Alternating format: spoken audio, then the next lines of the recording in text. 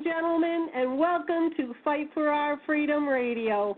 And I'm your host, Badbaby. And tonight we have with us Scott from the Nibiru channel. And we are going to be talking about Planet X, Nibiru, the Destroyer. It's got a million names. But and Scott is going to be in the chat. And I don't know if you're logged in, Scott. You better get your computer opened up and log in. And he is going to post some of the pics and videos that he has while we are talking. And you can also ask him questions, or if you'd like to call in, possibly after our first hour, we might take some questions the second hour. Welcome to the show, Scott. How are you this evening? Well, I'm doing pretty good. I had to log into your chat. My power went out, so I had to log in on my cell phone as I speak with you, so I'm going to multitask. Oh, okay. Well, we'll be patient with you then. You're already getting some questions. Can you see what you're being asked? I'm going to have to, switch back and forth. Oh, you know what? You logged in after, so you won't be able to see it. So I will relay them to you. But before we get to those, the one guest says, I already know that Nibiru has 8 moons. I'm not a government troll. But I just asking Scott about if that's the moon because of the color of it. I guess he's referring to your recent video. And yes. Guess 6, I don't think so, because I saw the same thing back in the beginning of December of last year, and it's real bluish looking, and it was huge. Let me tell you, it looked like it would almost fall on my house. That's how close it was, and it was bluish, and I could also see craters in it. But I could also see something around it, like a dust. So no, I've never seen the moon in that respect. And I think that this video that you posted, Scott, is the exact same thing that I saw. Yeah, I mean, we only see one face of the moon, so I mean, that's definitely not the moon. There is absolutely no doubt. Now, the moon, I think, is in a 51% quartered. You can clearly see that the sun is illuminating that planetary object in that photo. Now, something that everybody doesn't understand, we don't have actual true photographs up close of these planets in this Nemesis solar system. So, in true fact, we don't know what they really look like. We don't know what colors they are. Now, for instance, the planet Helion, which is in the system, we don't know what the color of that planet is. The scientists and astronomers, they think that it is a large gas giant. Same thing with the other planet, Arvada. We don't know exactly what the planet is. People will assimilate that Nibiru is red or pink because of the red oxide nickel composition of the planet. But let's be realistic here.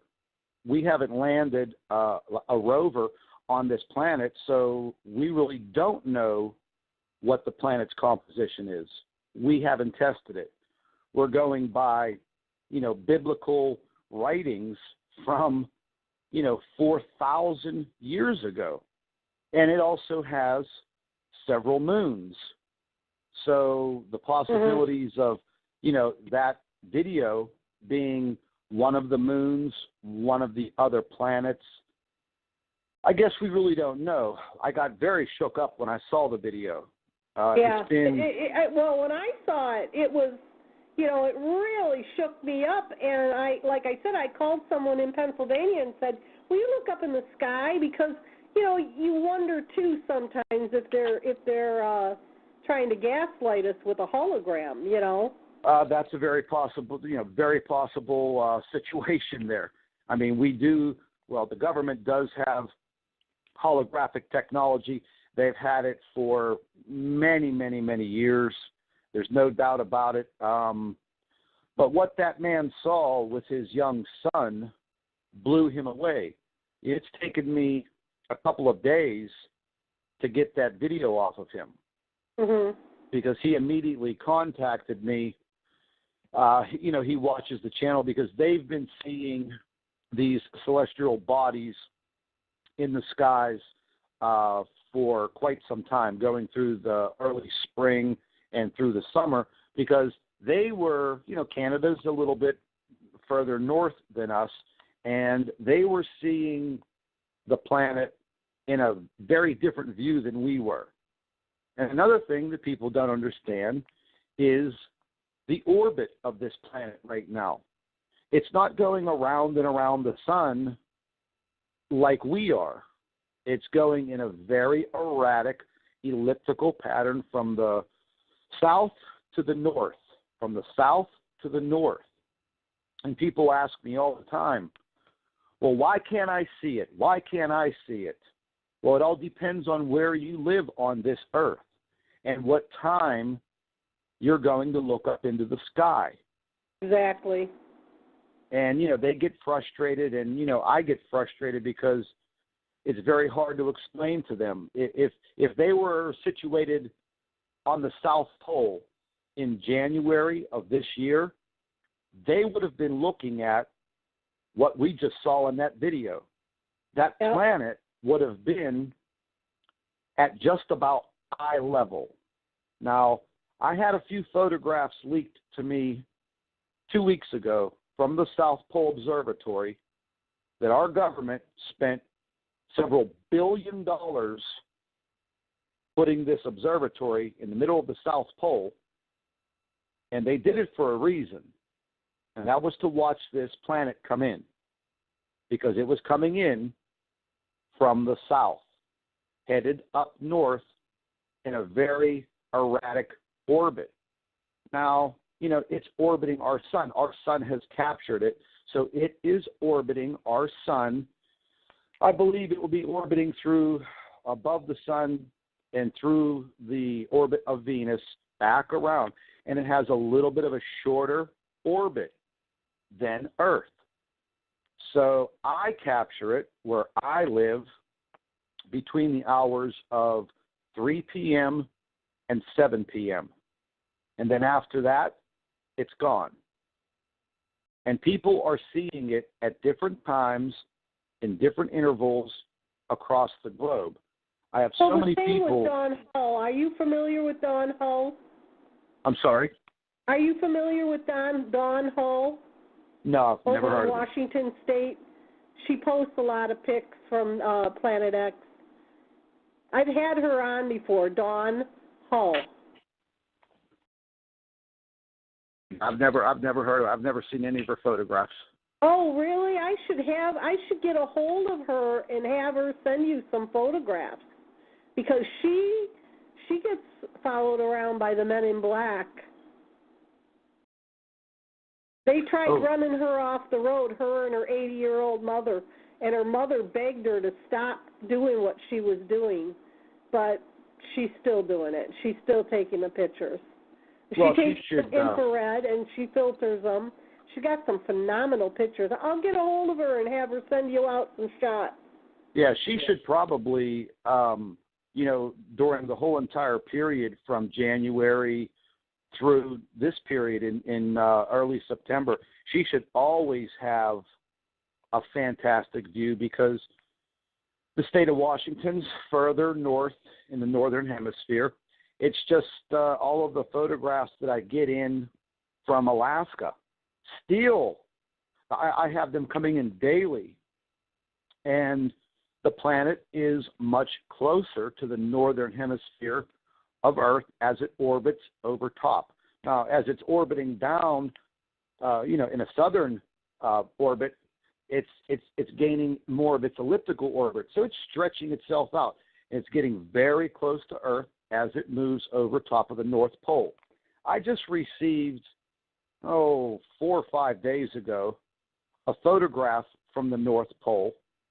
And, you know, everybody thinks that when you go to the North Pole, there's that big 10-foot candy cane stuck in the middle of the ice, and that's where the North Pole is. Well, you know, that's kind of a story. But if you go to the North Pole now, it's a lake. It is a huge lake. Yeah, and it has a buoy in it. Yes. And the only reason that would occur is if something very, very hot, other than the sun, was cooking it. And when this planet orbits the sun, it's heating up, like you would stick a hot poker in a fire and heat it up, and then take it out, and then it starts to cool a little bit. But then as this planet makes its rotation, goes up over the North Pole, it's getting closer and closer to the sun. It starts to cook, and literally it's melting the North Pole. And I've tried to explain some of these, theories to people, and they just don't get it. But I could actually. You think that government has been putting out the cover story for years of global warming, and when we have all these erratical weather things, like they have been saying we've had record heat 1,000 years, record rain, haven't had this in 1,000 years, and they're blowing it off to global warming, and everybody's buying it. Well, we all know the global warming thing was a complete farce. I mean, that's just been thrown right out the door. The global warming is all crap. The ozone, you know, they've killed us with the ozone story for, 20 years now? Now all of a sudden the ozone is healing itself? I mean, I just read a report 3 weeks ago. The ozone is actually healing itself. It's getting better. Oh, really? Well, I had read a report where there's some place in Canada where there's no gravity.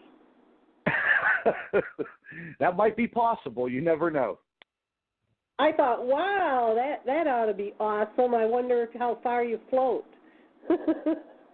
Well, I mean, I wish, there's a lot of questions that everyone has, of our government, because the government has all of the technology. They are probably 30 or 40 years more advanced than we know of. And that's a fact. And the deeper I've delved into this over the last 12 years, the more and more I put all of the little pieces of the puzzle together. Yes, this government has known about this since the early 80s. Just about every single satellite, telescope satellite that they have launched into space has been launched to the south. Every one of them. Why? There's not interesting objects in the northern hemisphere of space? Well, of course there is.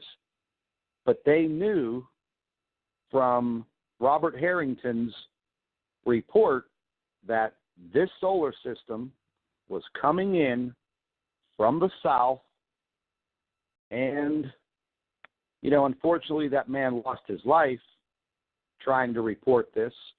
I mean, he died of esophageal cancer 3 days after being diagnosed. Yeah. I mean, that's unheard of. Yeah. It's very sad because he was diagnosed and he died within 6 weeks. And I actually read. Speed it up. Yeah, I actually read that it was 3 days and the man was dead. I mean, yeah. I've read several different reports on it, but it was like 3 days he passed away. 6 weeks, 3 days, the man's still gone, and he took everything he knows to the grave. It's sad, very sad. Well, in the last 2 years, there's been like 158 astronomers that have died. Yep. And people Scott ask from me, Pennsylvania, guest 11, And guest 12 asked earlier, do you think that that is one of Nibiru's moons that you posted tonight? There's a very, very high possibility. Like I said, whenever I got the actual video, I immediately threw it up on my big flat screen TV, and when it started to roll, I got the chills. I mean, my heart started beating, and I actually had a telephone conversation with the man. He was just walking out of his house with his son, and his son turned around and said, "Dad, look at that." And when his father turned around, you know, they were like, "OMG, what is that?" Yeah.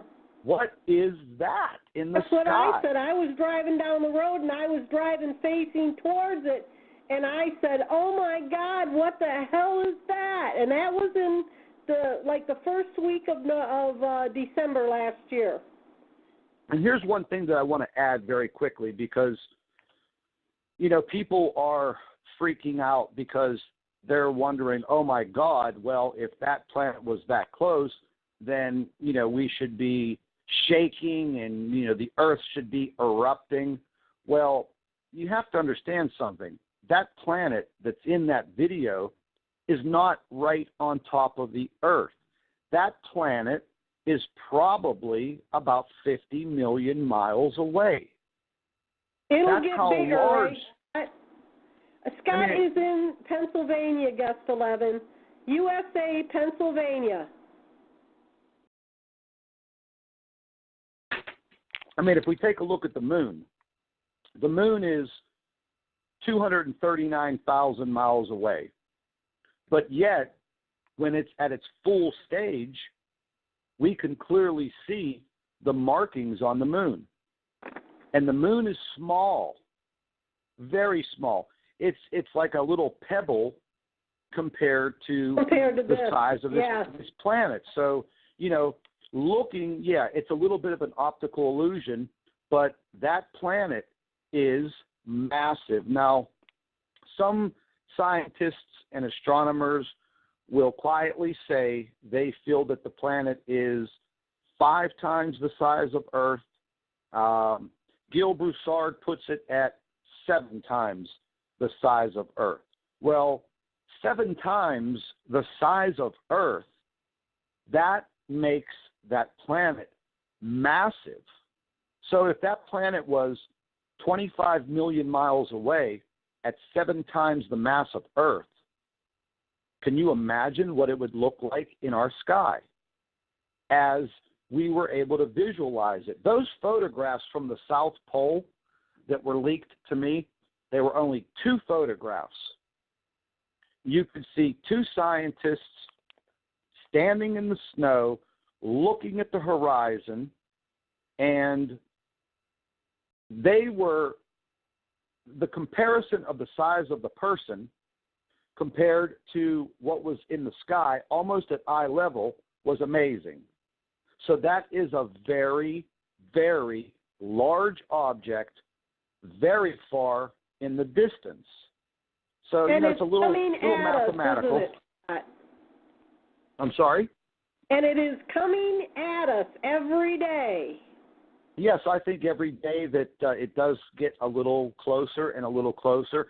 It is said through some of the other information that comes in that when it does make its final exodus, it will pass at approximately 55 million miles in front of Earth's orbit, and then, downward, and then that's going to be its exodus. 55 million miles sounds like a long distance, but in space, it's a short distance. An astronomical unit, which is, our distance from Earth to the sun, is 93 million miles. So look at how big the sun looks in the sky, and it's 93 million miles away. So taking a look at that object in that video, I would estimate that planet had to be maybe 15 to 20 million miles away from us. That's a massive object in the sky. The moon would never look like that. If that was the moon, you would be able to see the Sea of Tranquility. You'd be able to take a swim in it if that was the moon. Okay, you would be able to pick every in the chat here, Scott. One is, how did you become aware of Nibiru? Just random research, or did you come across it? And they heard the passage that most of humanity and all animal life will die. What do you think about that? Well, going to the first question, when I was in college, 1986,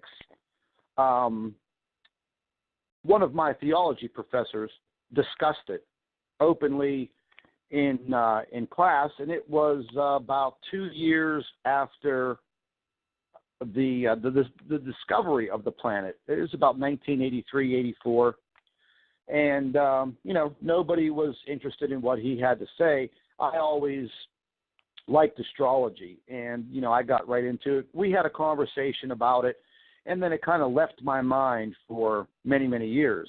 I always followed what NASA did, and I loved Carl Sagan and all of his shows, and always wondered what else is out there. So as little bits of information were leaked out through different science publications, I always kept up on it. And then about 12 years ago, I started to get back into the research. Where is this planet? Where is this solar system? And I started to find out that, wow, there's hardly any information out there. Where is it? We know it's there. And then I started to find out little bits of information. And then from there, it's just been nonstop. And over the past 5 years, more and more people are talking about it. And more people in the astrology world leak the information out. These astronomers are not going to just come right out there and say, listen, I have all this evidence, I have all of these reports, because these astronomers are dying at a very rapid pace. Yeah. They're having many accidents, I think they're killing all the holistic healing doctors, and I think that ties in somehow. And this is the way I think. I think that they don't want any of these holistic doctors to survive to help heal people that might possibly survive it. Well, here's my philosophy on that. I feel that has everything to do with big pharmacy, big pharmaceutical companies, because if I was a holistic doctor and I can cure your colon cancer with herbs and minerals and this and that, well, hey, look at the stock market. It's going to crash with pharmaceutical companies. And we know it's all about the big bucks. It's not about saving a human life. It's about the money. Sure. Well, that's we have on our Wednesday night show, Mike Goldberg and I have given out quite a lot of information on holistically healing cancer, and 2 people that I know of that have taken my information have been cured. I've got them off their blood pressure medicine, and this one man had stage 4 melanoma on his head from being sprayed with Agent Orange, and I cured him. I fully believe in it. I fully believe in it.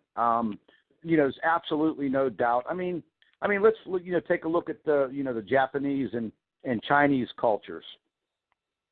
There's no big pharmacy in their cultures. These people live to very, very old ages.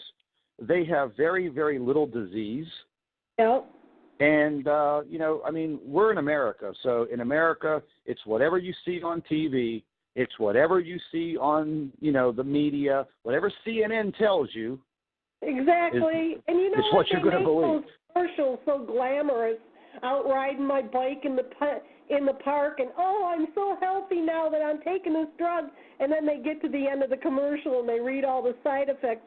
Yeah. Sounds worse than the drug. Yeah, it's like, worse okay. than the disease you're trying to cure. Yeah, exactly. You know, I'm going to go ahead. Heart failure. Yeah, I'm going to go ahead and take this medication for my heart, but I may die of kidney failure. Well, that's just great. That's just great. You know what, though, when the doctor's prescribing it to you, they don't tell you that. They don't tell you about all the side effects. They just say, oh, there's a new thing here, and then, you know, don't worry, it's okay. Then 2 years later, you see them call this 800 number for this attorney. Well, you know what I always tell these doctors when they want to push pills on you? I tell them straight to their face, oh, so you want me to take that prescription? Oh, well, would you take it? And just look at their face. They'll look at you. They'll look at you like you're crazy. So it's a game of Russian roulette. They'll go, here That's you go, what doc. it is, absolutely. Yeah, here, you take your own medication. I quit going to the doctors like 8 years ago, and I had a doctor get very angry with me because I wouldn't take the prescriptions. They said, don't come here if you're not going to listen to what I say. And I said, well, I tried taking it and it made me sick. Why would I make myself sick? Exactly. Well, what was the other question pertaining to animals that you had there? Yeah, do you feel that it will wipe out most of humanity and the animals on the planet? Well, you know, I think it already is wiping out the animals. Well, I've had many conversations with you know, people.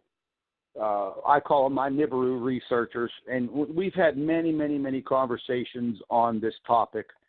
And you know, through biblical history, 4,000 years ago, the Chinese wrote and depicted all of the Nibiru coming and passing, and mankind has survived.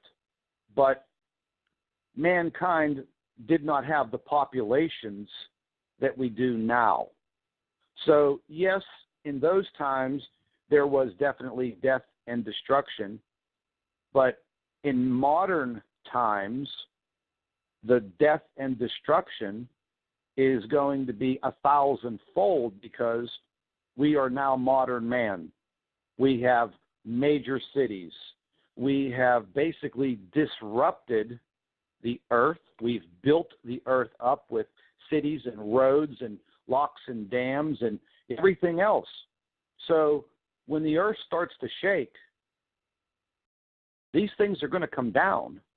I mean, we're talking magnitude 10, 11, 12 for days, you know, days on end.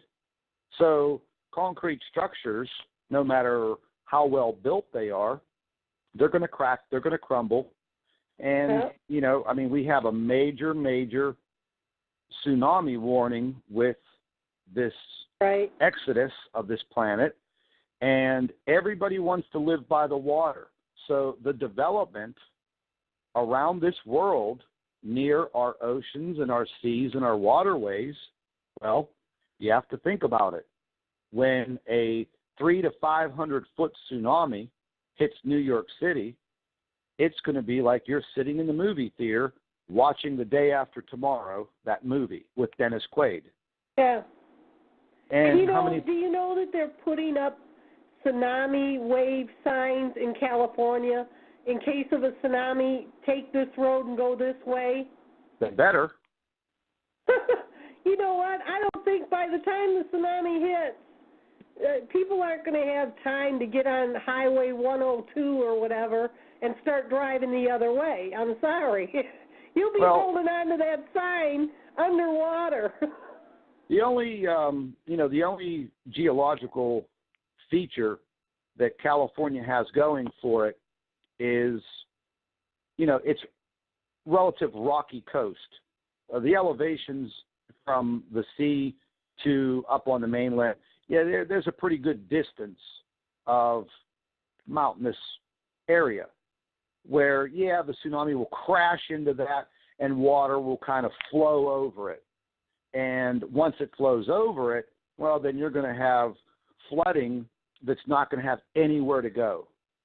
Whereas the East Coast, Well, most of the East Coast is only a few feet above sea level. So if you've ever been to New York City, and been out to the harbor, well, just imagine if a 30-foot tsunami came into a harbor in New York. It would be catastrophic. It would be horrendous. Just look at the way that, Maryland is shaped.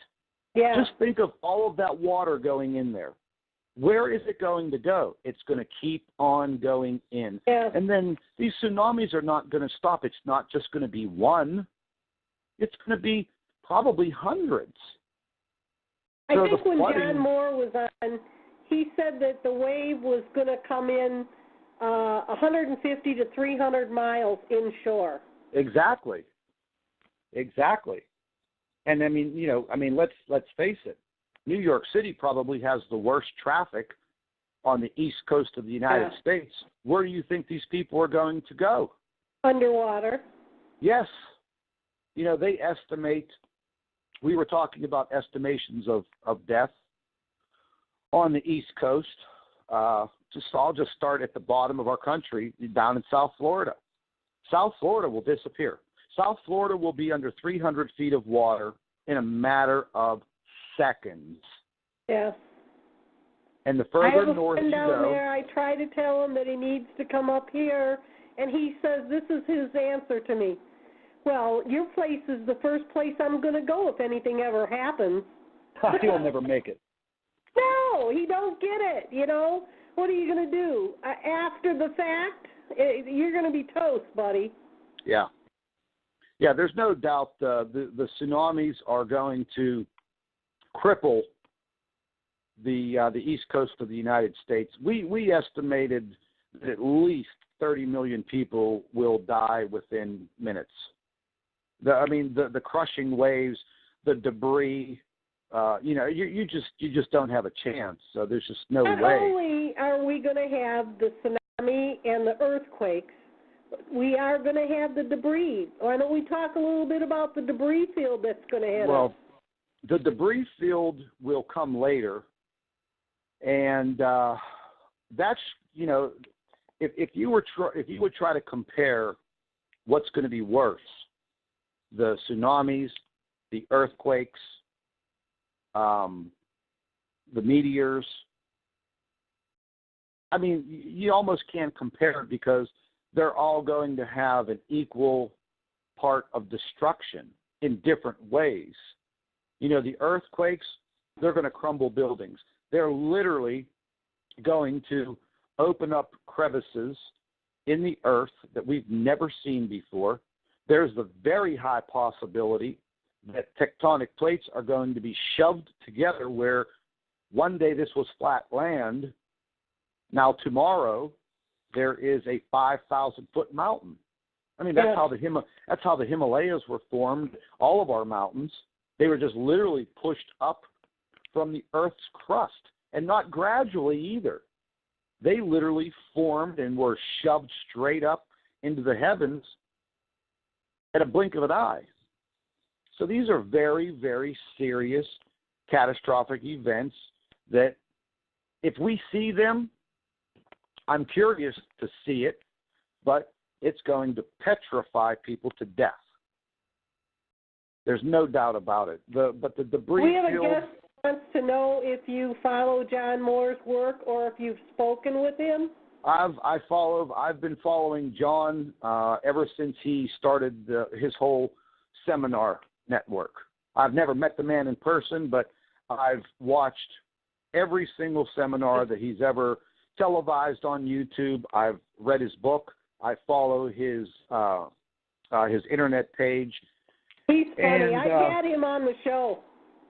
Yeah, I've John had him on for an interview, and he's pretty funny. He was telling me that one of the military men that he spoke with, that they know all about it. They know all about what's going on in the military.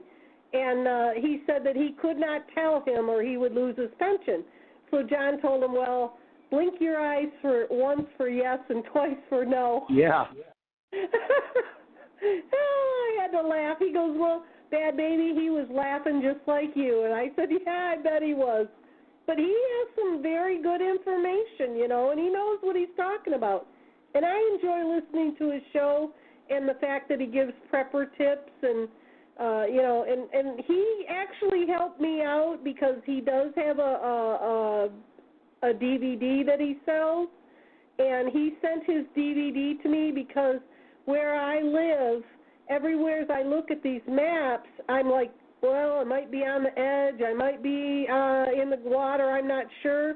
And he said his map is the one that goes by what he found out from the military.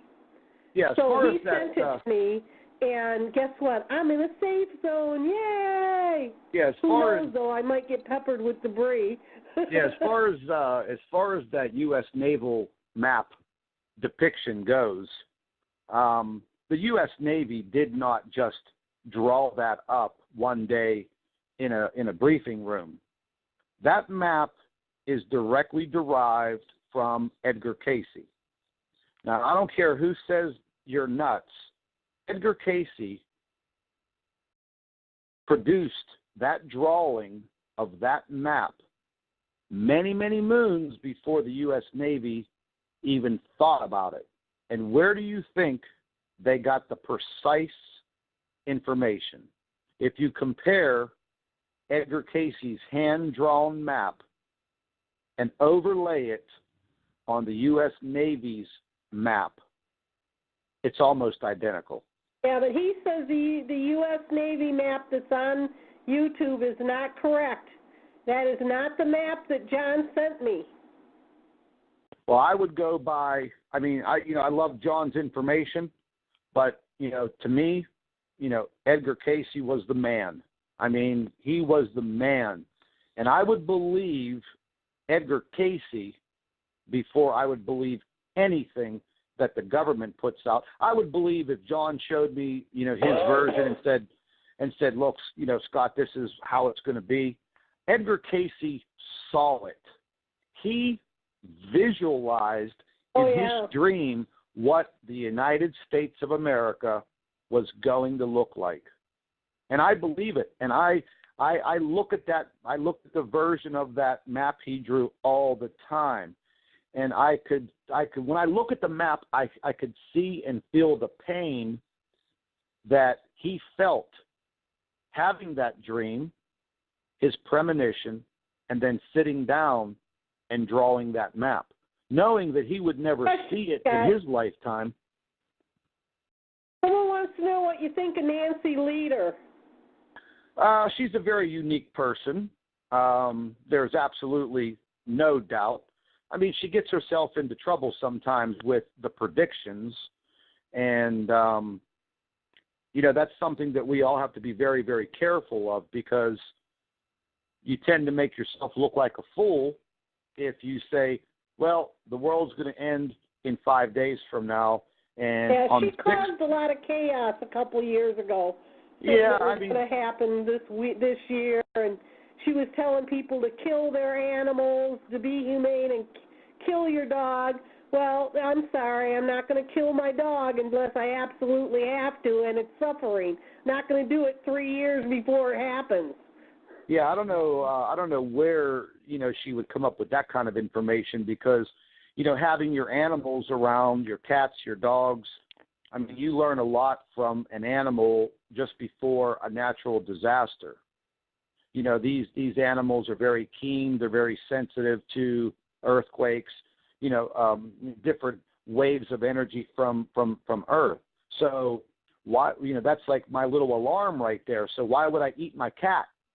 Well, when the tsunami hit at Christmas Day down there, was it Indonesia? They said the elephants were running up to the hills just before it hit. Yeah, they ain't stupid. The animals can sense what's going on. Absolutely. I've listened to Nancy for many, many years now.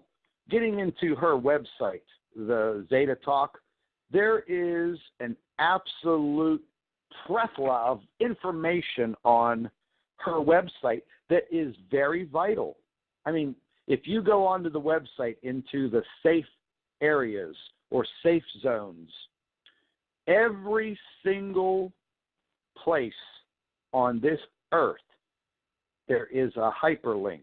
You could look up the city or state where you live, or the country, or the little town, and you can click on it.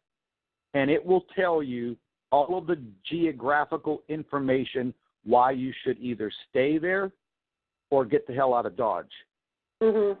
You know, so that type of information for somebody that's really looking to protect themselves and their family, and they want some knowledge, because like I tell everybody in my videos, knowledge is power. You know, it truly is. The more you know, well, the better off your chances are that you're going to survive. Well, on the other end, do you even want to survive something like this? Because, you know, we were going to talk about the meteors.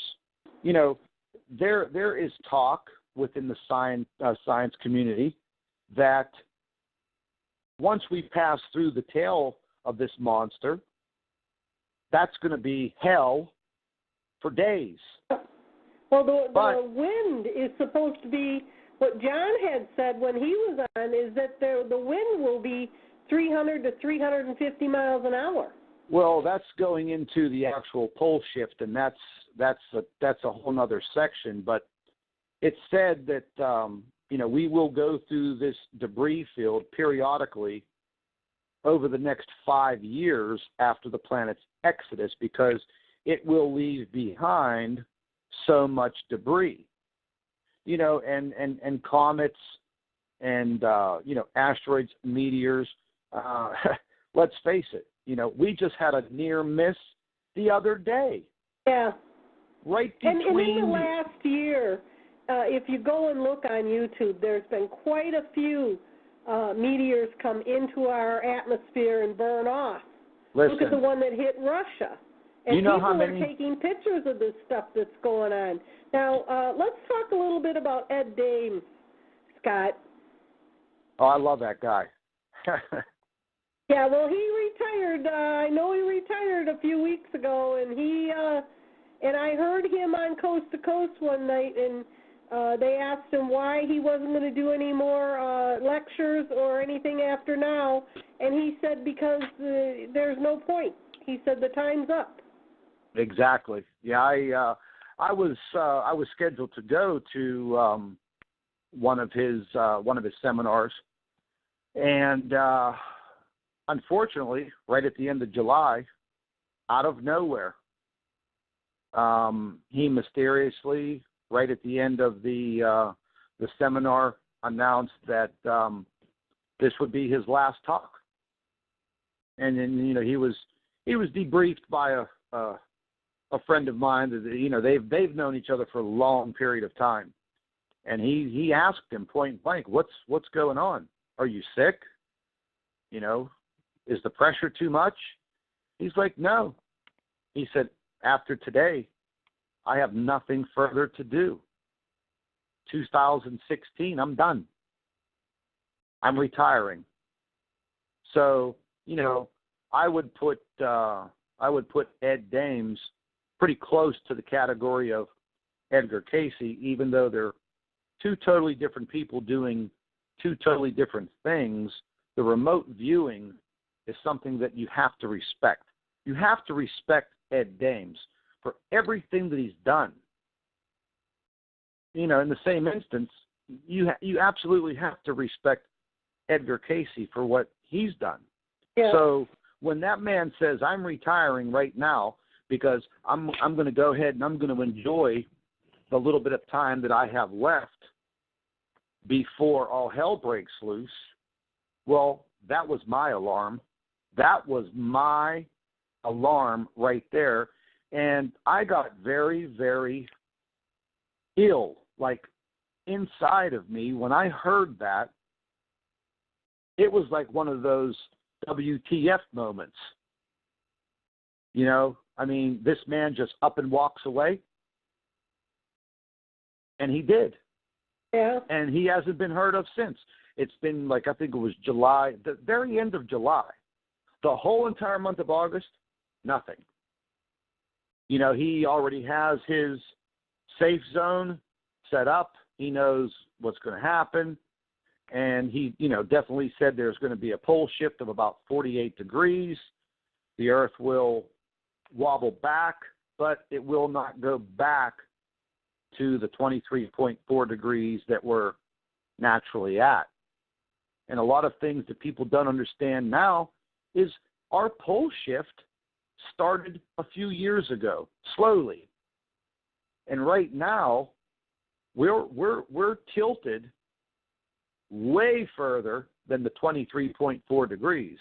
I mean, when we spoke the other day, I had mentioned to you about how the airports around the world have had to recalibrate all of their GPS instrumentation because pilots are flying 40, 50, 100 miles off course.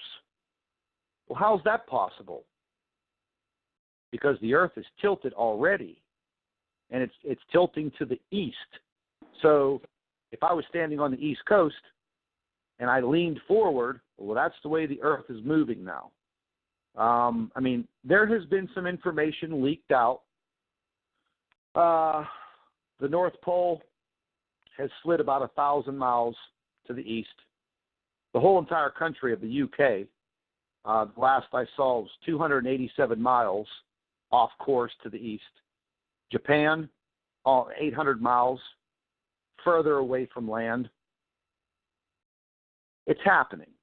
And this is why the whales are beaching themselves. Oh, absolutely. I mean, we could start talking right now about the fish kills all over the world since the beginning of the spring. Thousands, tens of thousands. And you think scientists know why? Of course they know why. They're not going to come out and tell you because they're all scared to death. Well, it's been going on longer than just the beginning of spring because I've been covering this on my shows for about 5 years now, and I always go over the animal kill list.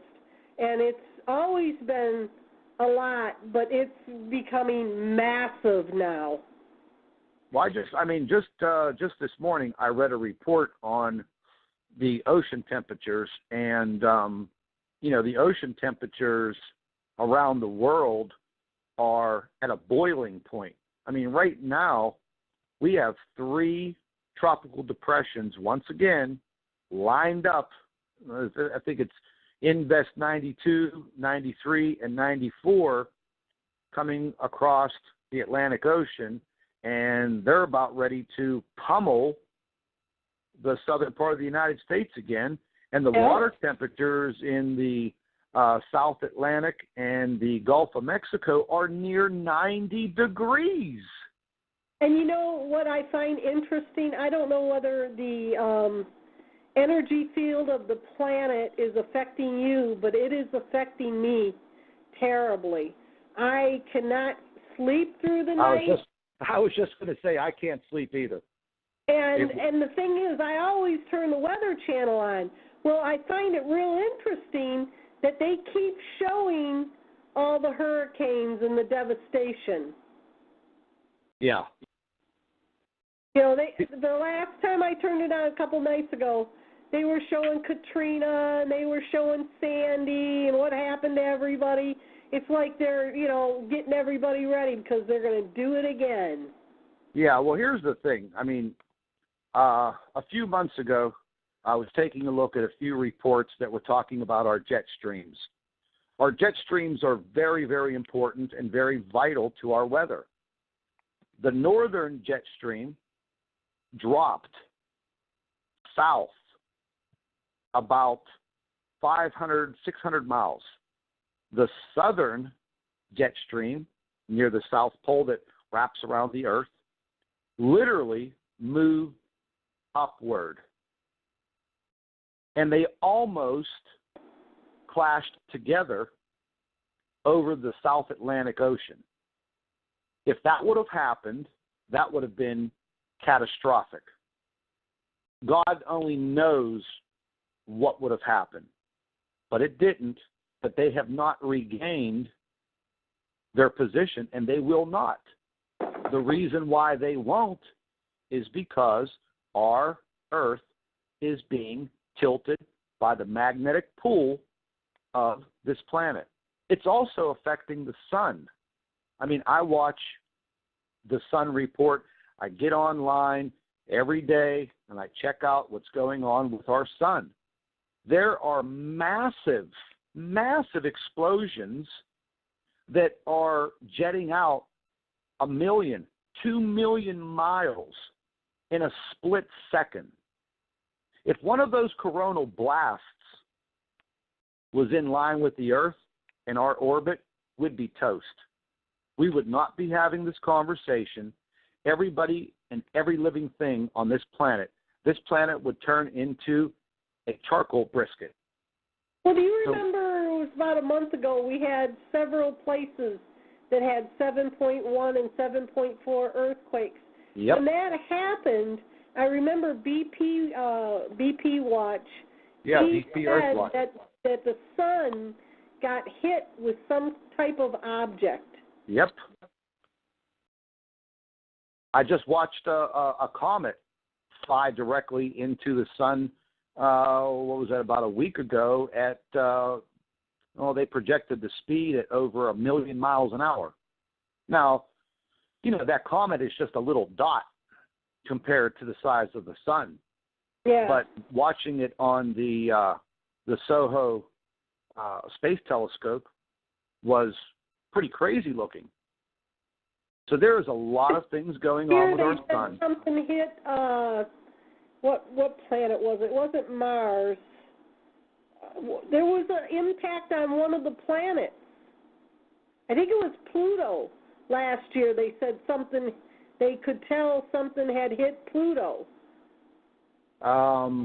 There's probably a possibility, but I don't know if anybody's really heard of what's been happening with Jupiter.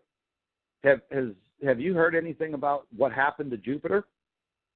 Maybe it was Jupiter that it hit. It's a possibility. It got knocked out of place, right? It is now tilted almost 180 degrees from what our view used to look like. Yeah, it's pulling on it. So, this planet has a massive magnetic force to it, just like our sun. That's what I was trying to explain to people is, the catastrophic destruction is going to be kind of subtle in the beginning. Nobody's really going to notice it. But whenever the time comes and this planet makes its exodus, it's going to grab the Earth, and it's literally like you put two magnets together, it's going to tilt us. The tilt is going to be, semi-rapid. You're probably not going to feel it, but you'll recognize things are not right. Like, for instance, you may wake up that morning and the sun's rising in the west, and there's 100-mile-an-hour winds blowing. Well, the reason why those winds are blowing like that is because the Earth is shifting. And then it will stop.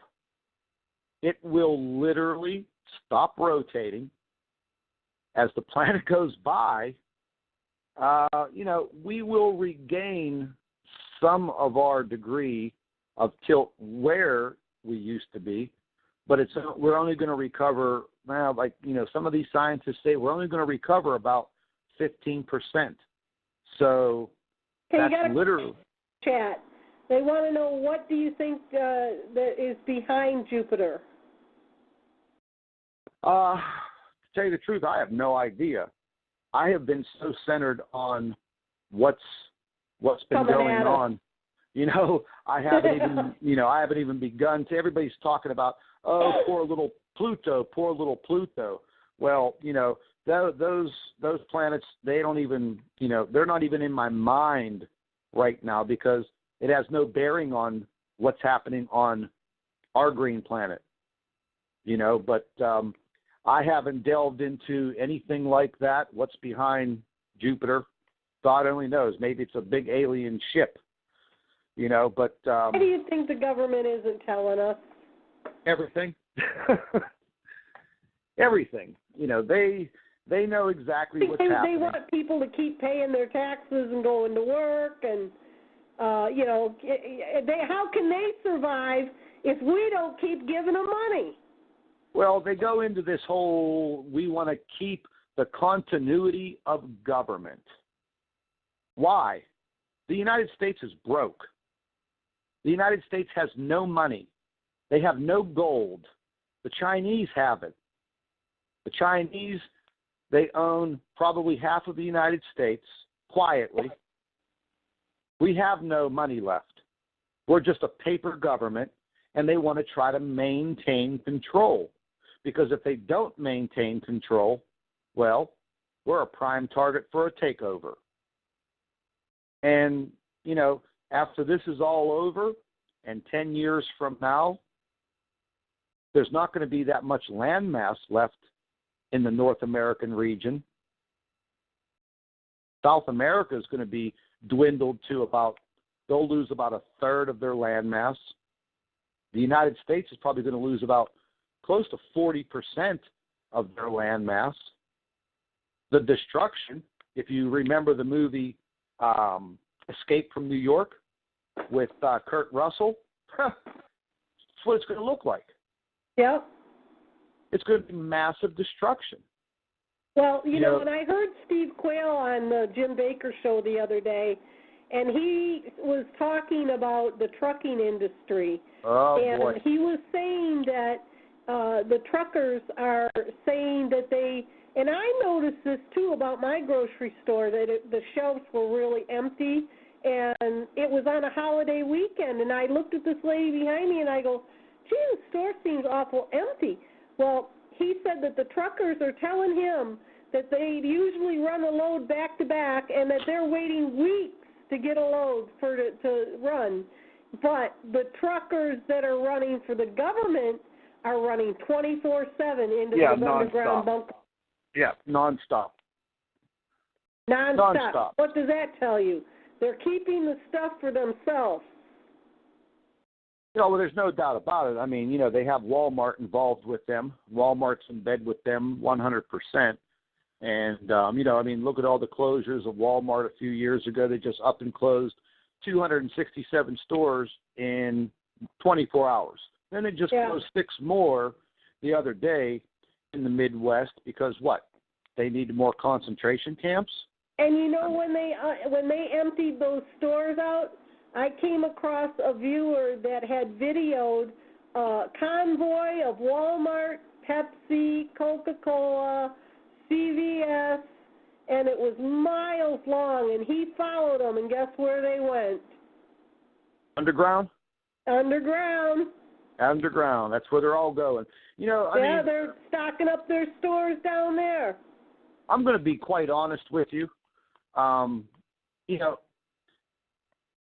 Over the past, say, 20 years, have you ever wondered where all of our government's money went?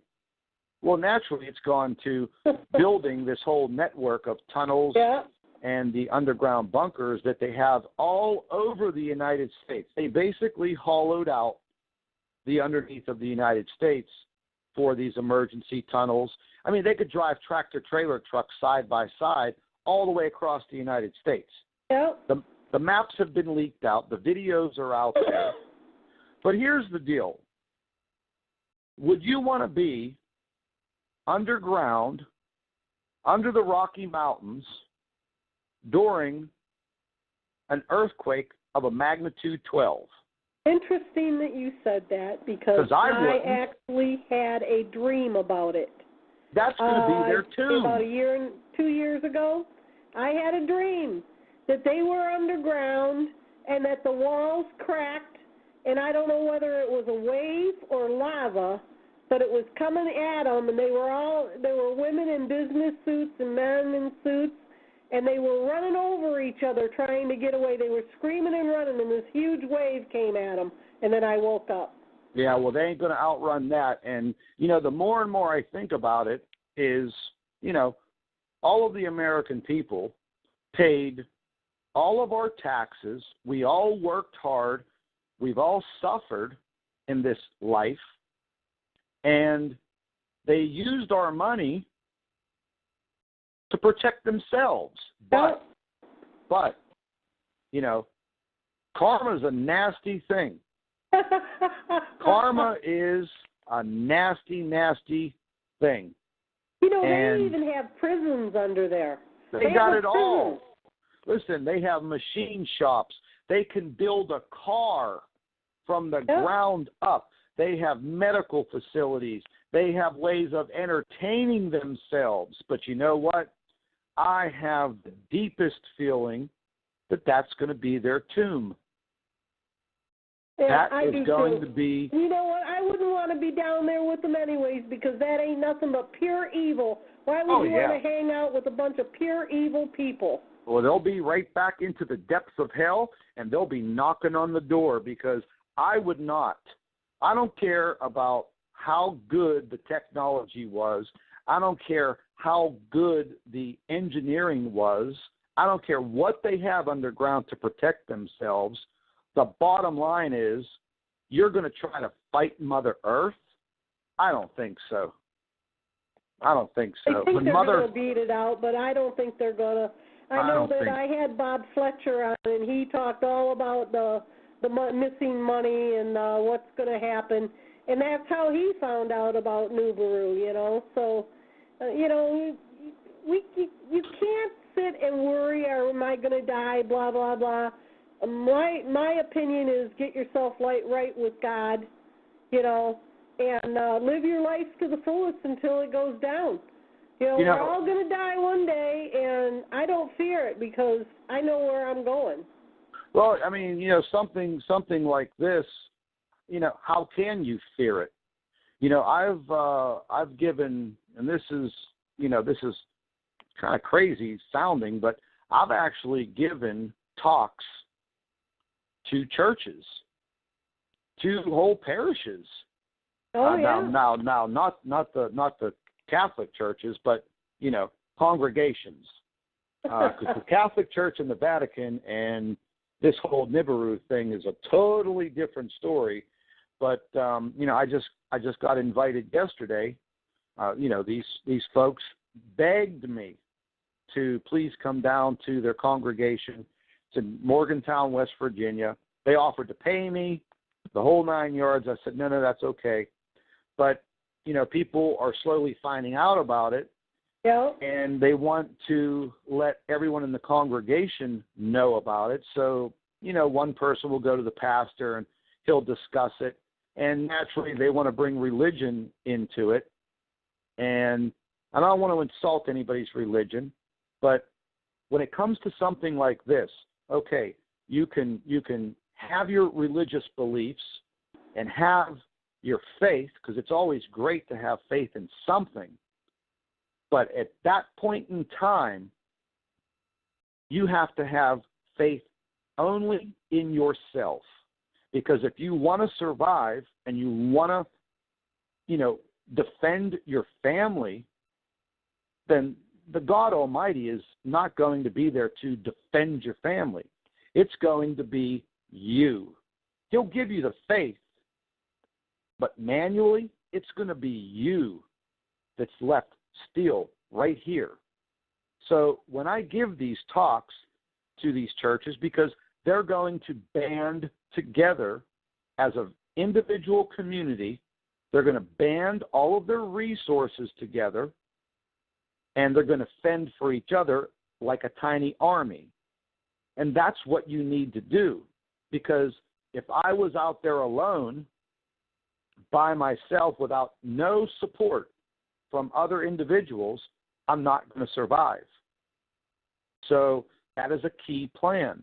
If you're going to survive, you have to survive with a group. And these groups can't be me and the neighbor and the guy down the street. These groups have to be 50, 60, 100 people, 500 people. But that's hard to do. Community. Yeah, because people think you're nuts.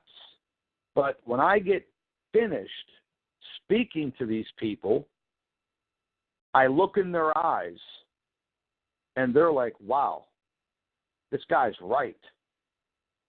And I tell them, there may come a day where this is going to sound really off the wall, but there may come a day where you need to defend your group and you may have to kill another human being that's trying to rob you, that's trying to kill you, because it's going to be an all-out hell. You, absolutely.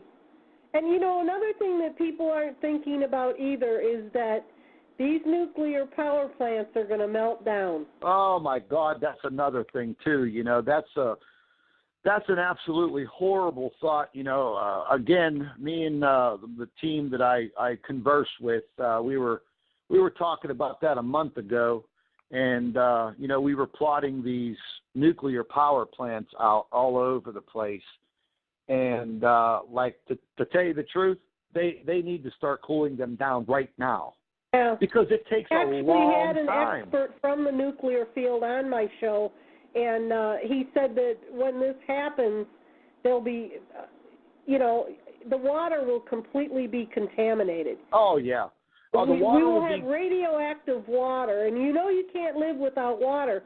And one of the things that I really like that Jim Baker is selling is he's selling the Chalet water filters that are called survival bottles that actually filter out radiation. Well, that's a definitely good idea. I mean, you might as well consider almost every water source on the face of the earth, surface water, to instantly be contaminated, because when the earth starts to shake, do you think underground sewage pipes, do you think all of this is going to be able to withstand it? We are just now. Yeah, they were talking about that today. He said that they went down to Africa, and there was a pond that says, "Do not drink this water." And they actually filled their bottles out of that pond and drank it, because these bottles filter out any kind of sewage, any kind of viruses. It filters out the radiation. You name it. It takes out lead, contaminants. So, and you know what? He's running a special right now on the canteens, which do the same thing, and they're $55. He's running a special $55 for 2 of them, and he's also giving you a couple little bonus things, some iodine tablets, and that's another thing that I always tell everybody. Make sure you buy iodine tablets, because when these things, if you survive and these things melt down, you're going to want to have those tablets to take before you get radiated. Yeah, because, you're talking 10 to 20 years before the infrastructure of anything like that, water supply, sewage disposal, even the electrical grid. I mean, you're talking 4 or 5 years before, the electrical grid is back up to par. If we get hit with an EMP, everything on the face of this earth that's electronic, your cell phone, anything electric, your car, nothing will work. We will be in complete 100% darkness. Now, I found a way you can make your car work. Do you believe that? We got a Model T. No. All you got to do is take the what do you call it? The fuse for the brain is what's going to fry. So if you go to the junkyard and get one and put it in a Faraday cage, a Faraday bag or something, then after the fact, you can replace it and get your car running. Well, I'm going to be on foot. I'm going to be like Rambo. I already know it. I have visions of it. Now, and I'm not an outdoorsman. I don't hunt because I don't like the idea of killing animals. I fish a little bit, but I'm in tune with nature. I'm in tune with what's going on this earth right now. And that's what people need to start doing right now. Get your face out of your cell phone. Stop playing Pokemon Go and start figuring out what you're going to do. I mean, listen, the bottom line is preparation for something like this, they say takes anywhere from 6 months to a year. Well, I'm going to tell you something. I've been at it for 2 years. I have my small group, and, you know, we're ready to rock and roll. Now, like right now, if something happened tomorrow, we would be good to go for about 6 months. Now, we're all going to lose some weight. We could probably, you know, that'd be good, but we could survive solid for 6 months. Now, after 6 months, well, you know, that's when the unknown comes up. Are you going to be able to come out from the shelter that you're in? The nuclear winter. Exactly. Because the other loss of life is going to be from starvation, dehydration, radiation sickness, and just sickness. Because we don't know what type of microbes and bacteria are going to come from space, because bacteria, you know, microbes, they do live in space. We've proved that. So we don't know what is going to be dumped on us. It's going to be a lot of trash. Well, you know, and the other thing is people don't take into the fact that there won't be electricity ever again. There won't be any way to flush your toilet. So you're going to have to, everybody should have a shovel, and you're going to have a way to bury your waste. You know, I mean, it's just a fact, you know. Yeah, there's no doubt about it. And I'll tell you how much of a non-outdoorsman I am. I've never gone to the bathroom out in the woods. Well, I got you beat. I've been doing that all my life. Well, listen, can you imagine? I mean, listen, I mean, honestly, let's take a look at all these, you know, missy-prissy people. I know. When I used to work at Lionel, I got caught in an ice storm, and it took me about 5 hours to get home. I couldn't go over 8 miles an hour, and I had to go so bad.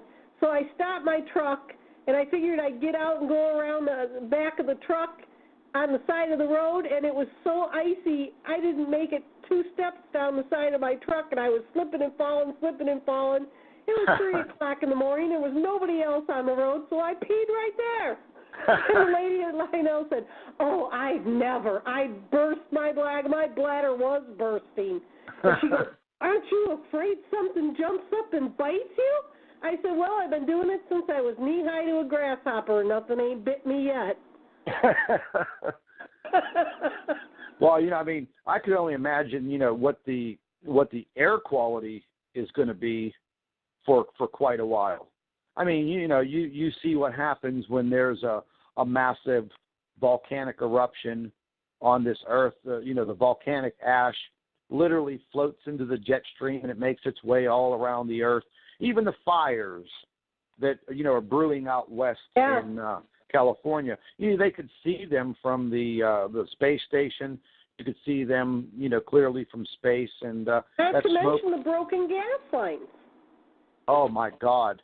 You know, the whole fracking industry, that's just going to be absolutely insane. I mean, the amount of gas wells that they have drilled in, you know, Pennsylvania, West Virginia, Ohio, you know, we may think that we're in a little bit of a safe zone here, but let's face it, when you drill 18,000 feet down into Mother Earth and you expose fossil fuels and gases, and then all of a sudden you break the casing and you unleash a fury of hell. Because, I mean, I was in a gas well fire. I was in the gas well industry here in Pennsylvania for 5 years.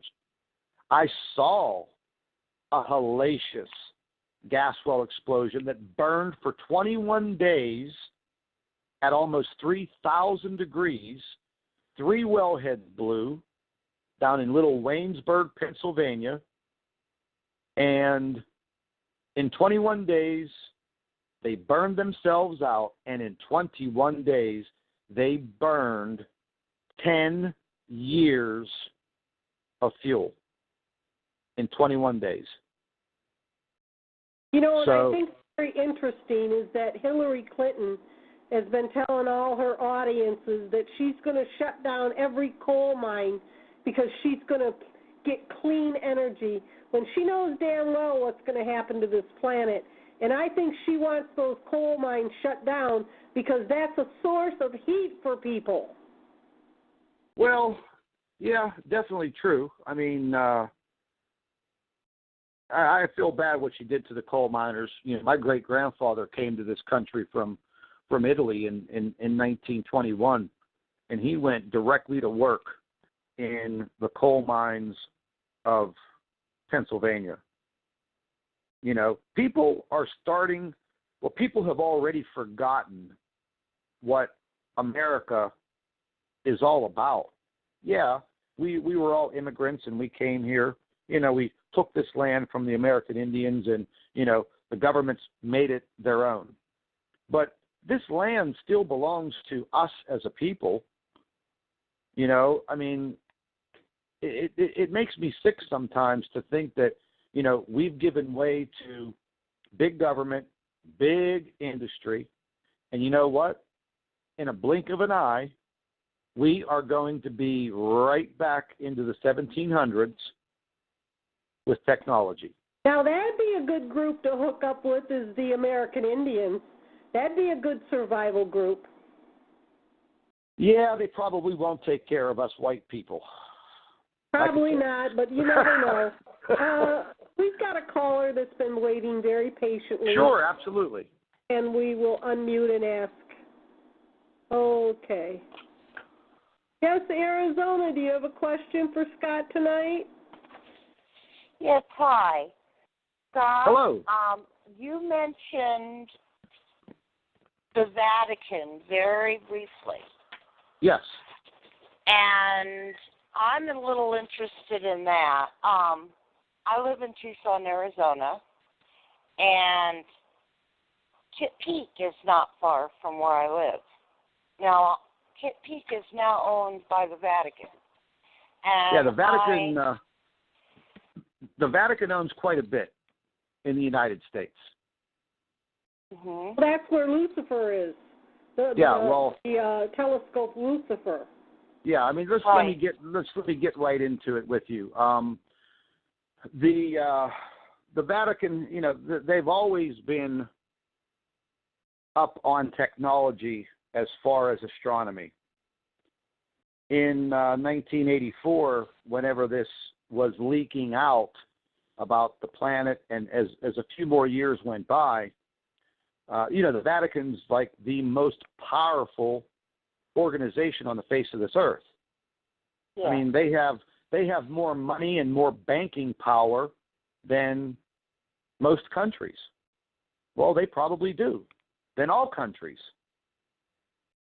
And before they would allow the dissolution of faith and Christianity and the Catholic Church, they started to invest hundreds of millions of dollars secretly to the U.S. government for these satellites to get answers.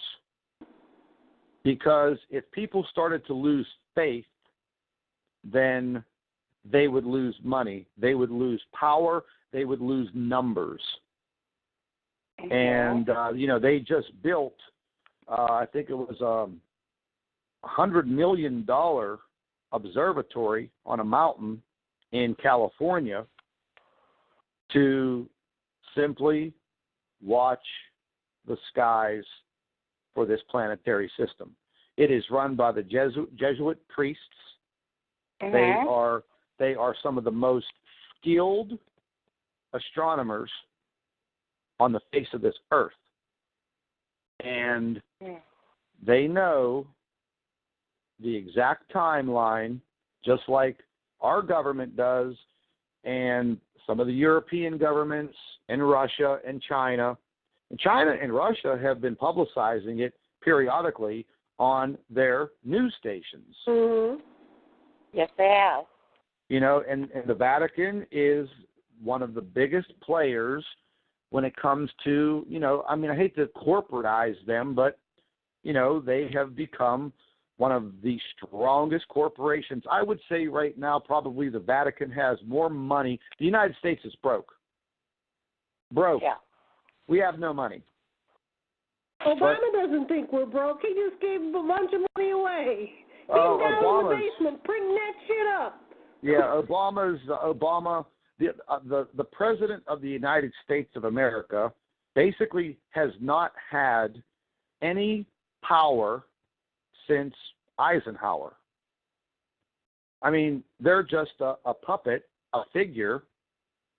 We really don't know who runs the government. But it sure as hell is not the man who sits in the White House, because everybody tells him what to do. Yeah. And he's only there for 4 or maybe 8 years. The other people that are behind the scenes, well, they've been there for a lifetime. I don't even want to mention their organization.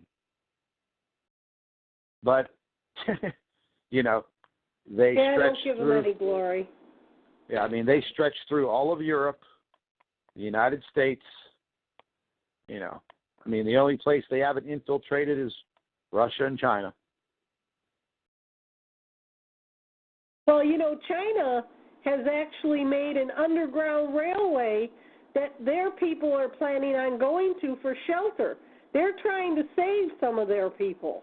Well, they're really not going to, Russia and China are going to come out of this on top because of where their land masses are situated. They're not going to get really hit that bad. Yeah, that's what I was saying. They know which side of the earth is going to get peppered. And it's our side. Yeah, it's our side. It's the North American side that they predict, that will take the brunt of it. But geographically, China and Russia are very, very, very large land masses, very mountainous regions.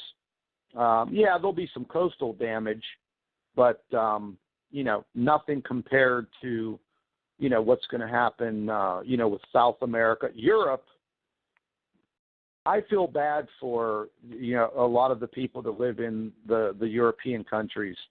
I mean, England, the UK, pretty much be nothing but a little set of islands when it's all said and done.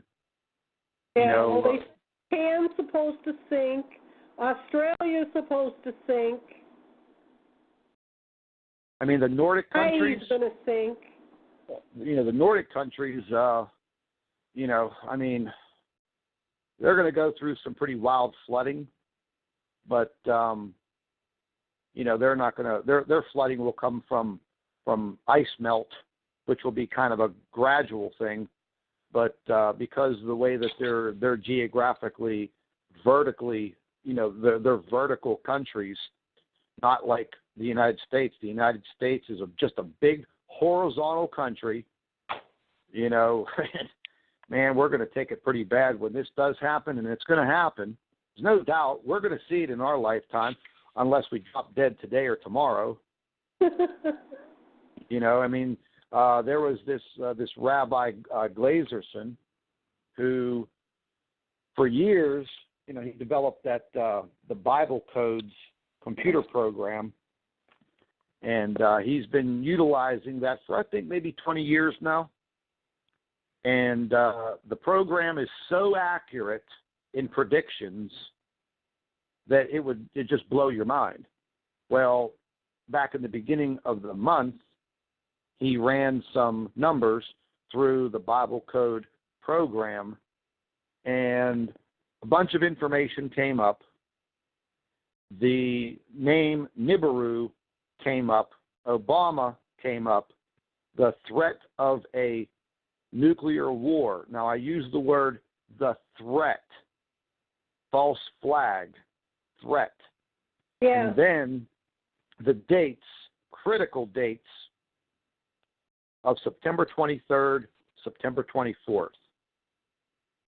Now, is that the Exodus? See, people don't understand. Nibiru, the planet, has already arrived. It's here. The exodus is what we're waiting for. That is what we should be worried about. We shouldn't worry about the orbit of the planet right now. We could all live with that. But when it leaves us, that's when hell breaks loose. Yeah. When it spins Literally. around in front of the sun and brings the debris with it. Now, there's a guest that's asking if you know anything about Lucifer in Mexico. Jason, Lucifer is not in Mexico. It's in Arizona. But they want to know if you've seen anything or heard anything about it. You mean the telescope? Yes. Oh, my God. You couldn't get anywhere near that facility without being killed. That's right. That's right. There was I can a guy tell you that got in right there. now. I live he in was Arizona. on the Maker Show. Listen, you're that's like Area 51 right now. Yeah. You're not getting anywhere near it. I wouldn't even attempt anything like that unless you have a suicide thing going on, Yeah. They'll kill you for what you know. Yeah, and I mean, there's no information being leaked out of there. I mean, Vatican runs a super, super tight ship. To tell you the truth, the some of these governments ought to take after the Vatican how to do business. Because if they did, they wouldn't be broke. They wouldn't make such bad, awful deals with our money, basically. But yeah, there's no information being leaked out. There are no photographs, no reports, no paper, nothing. Zero, zilch, nothing is coming out of that Lucifer Observatory. That's an awful name that they named that telescope. But, well, that's who they worship, so, I mean, if you go and look right on YouTube, the Easter celebration, a lot of these people, they're just like robots. If you listen, they're praying in Latin, but they come right out and say, Amen, Lucifer. They say Lucifer 5 or 6 times. And everybody in the church is, Amen. I'm like, what a bunch of zombies. Well, I'll tell you this much right now. There are many gods that people pray to on this earth, and you can pray to every single one of them. It's not going to help you. I said, 10 minutes ago. You can have you from being killed. Yeah, you can have your faith, but what you should have is you should have the faith in yourself first. You're going to have to put your religions and your beliefs aside, and you're going to have to think about yourself, your family, and your survival first. And then when you make it through the hell, then you could stand up and say, thank you, God. If you even want to be here after all of this. We may be, half of the world may be crushed. The other half may be good. 1/3 of the earth may go through devastation, and 2/3 of it may survive and be okay. But I can guarantee you that, there's going to be a lot of places on this planet. They're going to be cast. That's just the beginning, right, Scott? Because there's going to be starvation, suffering, illnesses, chaos. Yeah, the chaos is definitely, that's going to be something that people that make it through this, that you're really going to have to worry about. Now, why do you think they wanted to take all the guns from people? They don't want people standing up, rising up, and saying, oh, the hell with you, I'm going to fight for myself. Yeah. Well, that's a human instinct.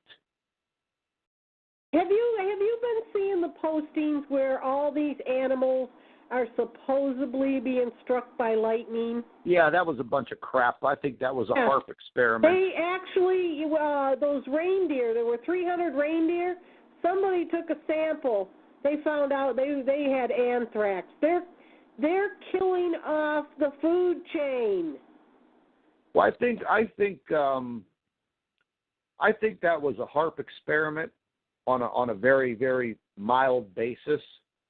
I think they lured those animals into that area somehow by food or something to gather them in such a massive herd. And I think that they zapped them from the little it just happened in Texas. There were 30 cows that died, and they said they were struck by lightning. Yeah, it's just the same that I said last week, that earthquake in central Italy, okay, there was no forewarning of that, okay? Geologists had no idea. And then all of a sudden, blam, a city in Italy disappears. And nobody's talking about it anymore. Do you see that? Yeah. No, they talked about it for 2 days, and that was it. There's no more talk about it, but they blasted that city. They made the ground rumble, and they crushed that city as a little experiment. I think that they are firing that HAARP up. They're getting it ready because we don't know all of the uses of that HAARP weapon. And that HAARP is situated all over the globe. There's just not one. Did you ever see Jesse Ventura's show on HAARP where he went up? They have a grid around the globe. Yeah, they've got HAARP in China. They've got HAARP in Russia. They've got it in several countries. There is a grid of these HAARP areas. I mean, well, I know they got 3 HAARP antennas in a pyramid fashion along the New Madrid. Did you know that? Oh, yeah. I believe they're going to use those to top that New Madrid off. In fact, I think they're testing it out on Oklahoma right now, with Oklahoma having these 4.1 and 4.5 earthquakes. In fact, today they had one, and they also had a 4.1 in Missouri today. Well, you know what? What I'm about to tell you right now, I've never told anybody else. So since we're going to be on the up and up, I'm going to let you know something. The New Madrid fault's been semi-quiet for eons. Yeah, a little earthquake here, a little earthquake there. You've seen these maps, the map that John Moore showed, the Edgar Casey map. What would be the number one obstacle for tens of millions of people trying to leave the East Coast and get to the central part of the United States? Not being able to cross where the Mississippi is. Because it's going to be 100 miles wide. Now, what would be a better opportunity than to create a disaster with the Madrid fault and put that barrier up 1, 2, 3? So you're going to segregate everybody on the East Coast so they don't flood the Midwest. That information came to me in an email from a man in Argentina who left this country 5 years ago, and he wouldn't divulge what his career was here in the States. But by going back and forth in the emails, you can tell this was a very educated man, very scientifically educated. And that is not a theory or hypothesis, the information that he gave me. Just think about it. If I wanted to stop 50 million people from rushing across the East Coast, what are they going to do, swim 100 miles? Well, and think about it. There will be no trucks that will be moving, and there'll be no supplies coming from one side of the country to the other. Nope. They're going to leave you to die. Yeah. They aren't going to fly a helicopter over to, Pennsylvania or Michigan or any of the countries or any of the states that are partially left and drop supplies. Sorry, they just aren't going to do it because they want as many people to die as they can so that they can do their cleansing of the earth, they call it, reset of the earth, get rid of everybody. Well, just like I said, they're going to cleanse themselves in their little Rocky Mountain tomb out there under the Denver airport because, I wouldn't even want to take my chance being entombed like that. I'm sorry. I have my video when Obama went to the Georgia Guidestones a few months ago. Yeah. He had to mark it off his bucket list. That was something he wanted done on his bucket list. Why does he have a bucket list? I don't know. If I was him, I wouldn't worry about a damn bucket list because, in all honesty, he was grinning away like he, was just so thrilled. Let's think about this now. Let's think about this little theory. After he's done, let's be honest here. What did he bring to the table when he was elected? Now, listen, he was never from a rich, powerful family. He was never a good politician. Okay, he won the presidency. You know what he is? He's a puppet. He's been a puppet for the last 7.5 years. So he must be thinking crazy that they're going to give him a space underground and waste their food, water, and medical supplies on him. They're going to eat him. He's nothing. He serves no purpose whatsoever. Think about it. Well, I'll tell you, the Queen's got her space under there. Oh, and the last we went to visit her, she sure did snub him. Yeah, he's nothing. There is absolutely no government in the entire world that respects that man's presidential authority because they all know that he is a puppet. They just snubbed him in China when he was over there. They wouldn't put the stairs up to his plane. He had to exit Air Force One out of the mechanic stairway.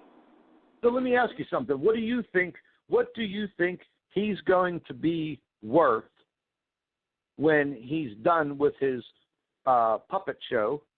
What is he going to bring? What is he going to bring to the table during the catastrophe? Money, knowledge, wealth. What is he? He's going to be just like me and you, because he's nothing. Oh, you mean grab your ankles and kiss your ass goodbye? That's right, and I think he knows it. Well, that's his problem, you know what? Exactly, and I could see it in his face. I could see when he's given his last few press conferences, I could read it in that man's face that he knows the gig is up. That's why he's vacationing like a bastard and golfing it up as much as he can. Yeah, because, here's the bottom line. They conned him into the presidency. The presidency, the first election was a sham. They brought him in. The second election was a sham. They brought him in. And then he now understands that what was done to him, they lied to him. They lied, and he's stuck. Because right now, if he doesn't do what he's told, well, he has 2 daughters, he has a wife. He's a human being, just like me and you, but let's face it, the man is stuck. And if you think about it, they're not going to waste their food and water on someone that they're done with. Well, bottom line.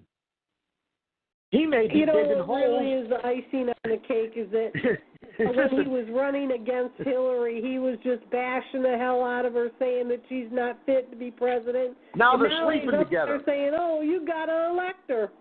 Yeah. Now they're sleeping together and meeting up at the Motel 6. Yeah. Even though she's shaking like a $10 TV set from Parkinson's and hacking up hoggies into her water. Oh, she's just disgusting. Yeah, and I don't think she's going to make it either. So, the bottom line is they're not going to waste vital things like food, water, space. They're not going to waste that on someone that they don't need anymore. I could see it in his face during his last few interviews. I could see I'd say that's karma. Oh, yeah. I mean, the man was lied to. I mean, I've heard a little bit about what transpired, because if you take a look at how the presidency went from the beginning through the whole first 4 years, happy, smiling, go lucky, joking, having a good time with his presidency, got into the second term after the first 2 years, things got shaky, and they start dropping bombs on him. The reality, the truth came out, and now the man is wondering, just like me and you. He's going to be out there digging holes in the dirt to try to hide his butt while the meteors rain down on us. Because I truly think that they're going to abandon him because they don't need him anymore. Like I said, give me one good reason why they need him.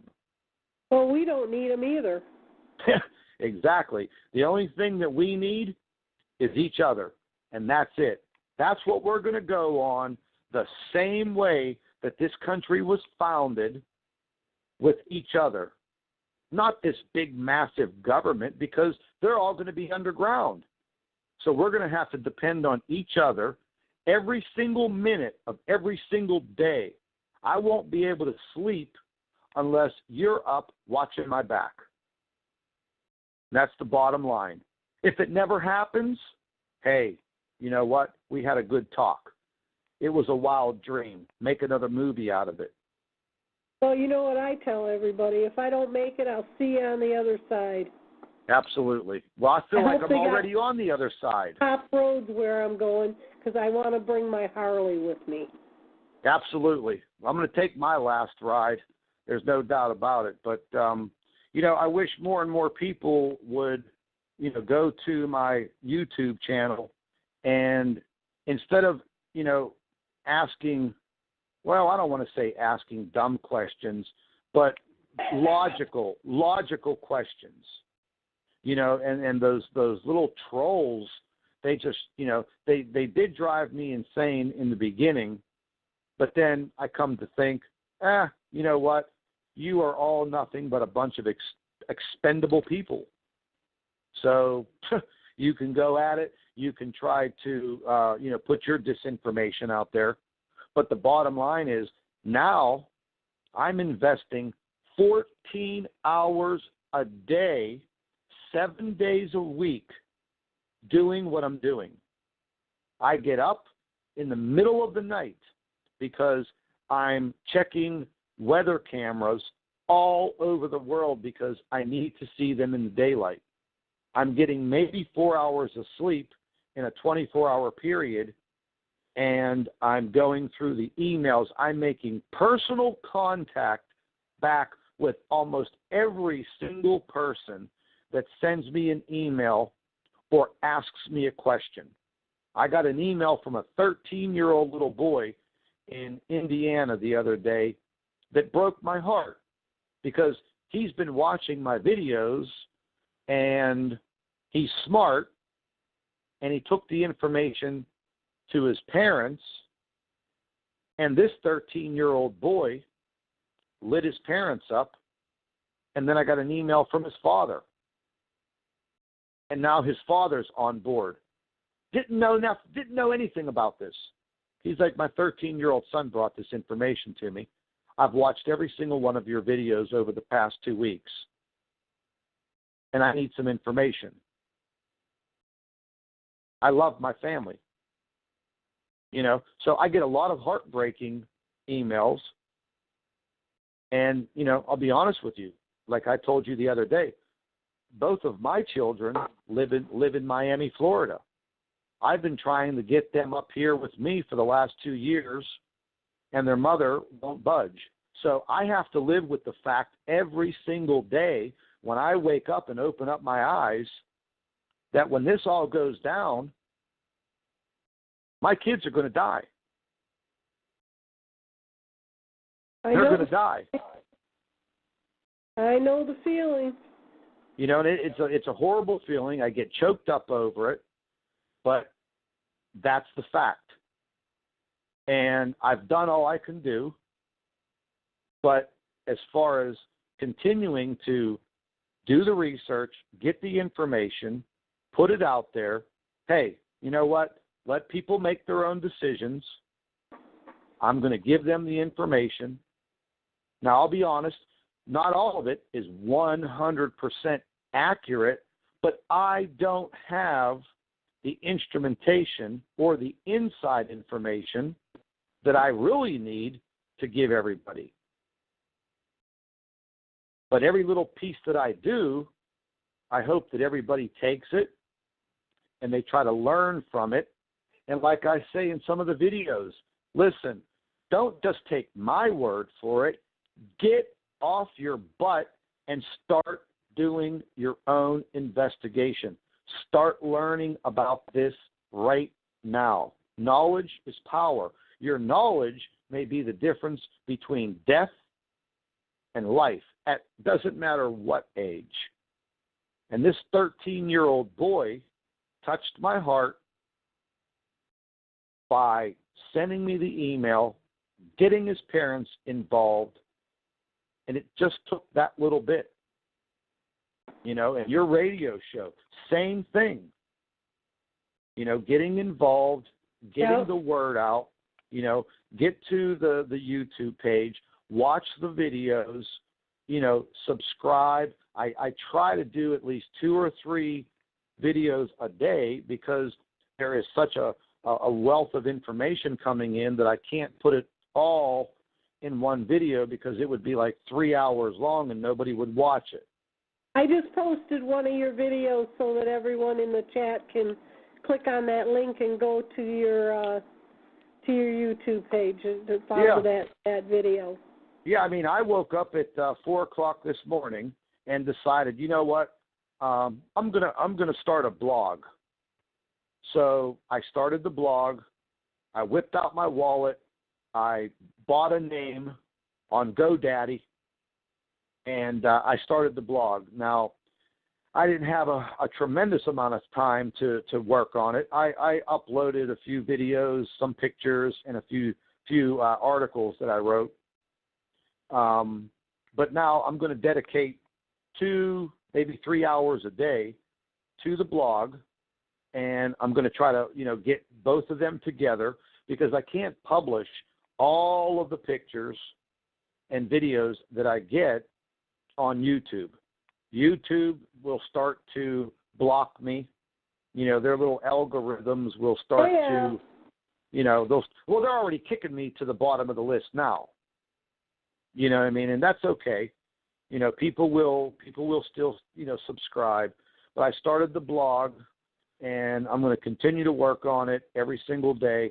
So, if people want to go to the blog and they want to just sit quietly, go through the pictures, read the articles that I'm going to be writing, if they missed the radio show or, whatever, I'm going to touch on a whole bunch of subjects over the next 2 weeks.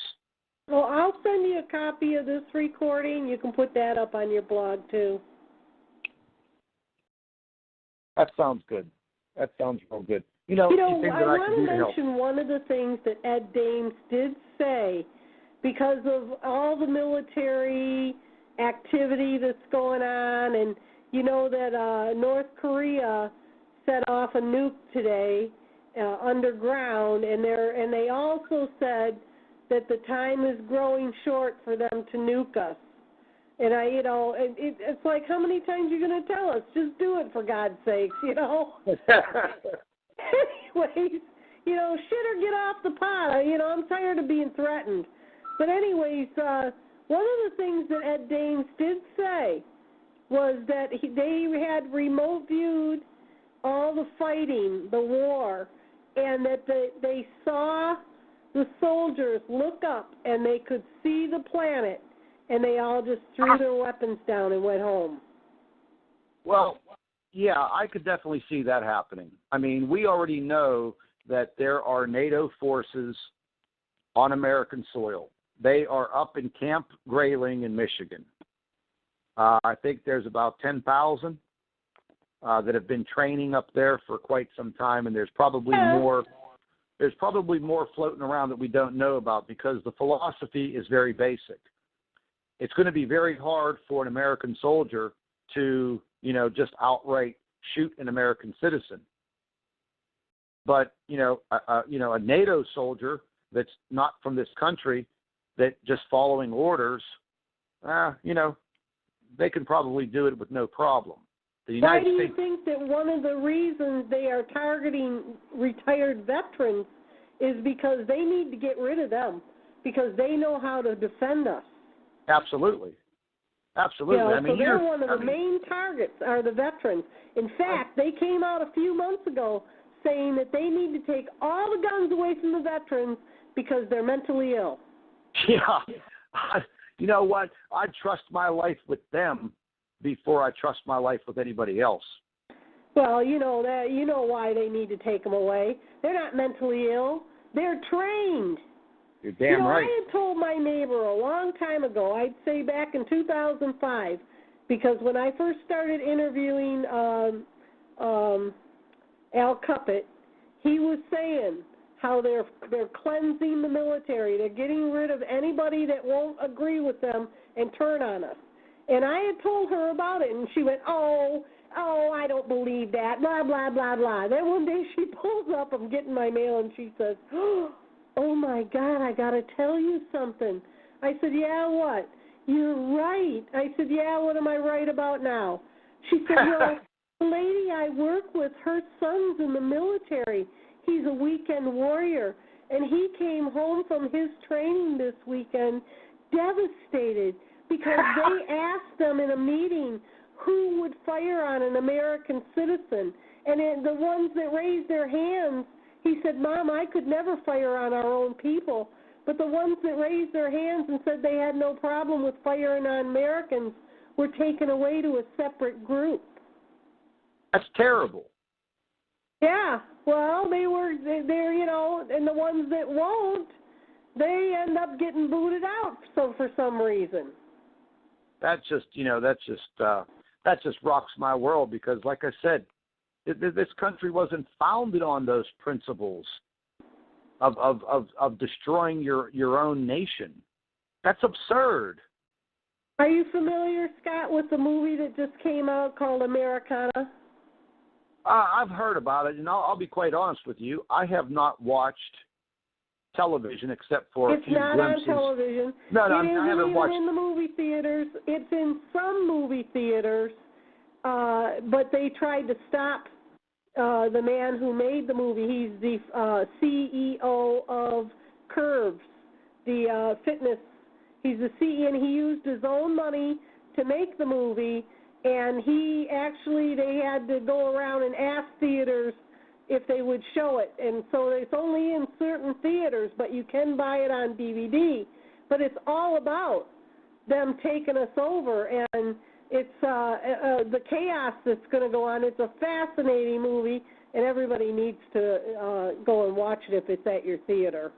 Yeah, maybe I'll watch it. I mean, I haven't been to a movie theater in 5 years. I don't even watch, regular television anymore because I'm too wrapped up in, trying to do this research and get this information. And it's just, my God, it's taking a toll on me. Jim Baker show, and they showed a couple of clips of the movie, and they showed the takeover of our military. this one officer was saying, there is no way I will fire on an American citizen. And then the other soldiers pulled their guns out and put them right up to his head and said, you'll follow orders or you'll die right here. Oh, God. Well, that's probably reality. Yes. Yes. They are showing what's going to happen. And I thought, man, if that movie comes up here, I got to watch it. But, yeah, you'd probably have to Google it and see where it's showing or find out how to buy the DVD. Yeah, I think I just might do that and definitely check that out. It'll probably be the first movie I've seen in years. Yeah, well, that's one I recommend watching because it's what they're saying is going to happen to this country, and I believe every bit of it is true. Well, we're definitely going to see. What? We've had fun. We've done 2 hours, honey. Oh, we probably could do another 2 hours. But, yeah, I'd like to, in the future come back on and, still get people involved and get some more of the information out there and, and just wish for the best. I mean, that's all we can really do right now is just try to help each other out whenever the crap hits the fan, Yeah. Absolutely. We will have you come back, Scott. I think we have a lot more to talk about, and next time maybe we can cover some survival techniques for everybody and help them prepare and to be strong. Yeah, I mean, I've been actually putting that in my repertoire for quite some time, and I'll have some information on that, and most definitely sounds like a good idea. Well, I want to thank you for joining us. Excellent information. I think we got quite a bit out there tonight, and you keep up the good work. And like I said, I'll keep in touch. And, I know you friended me on Facebook, and I will continue to put postings up on your Facebook page, try to help you out with some things that I come across. Yep, absolutely. It's been a pleasure. I thank you very much also. Okay. And I want to thank everybody for joining us tonight. I hope you enjoyed the show.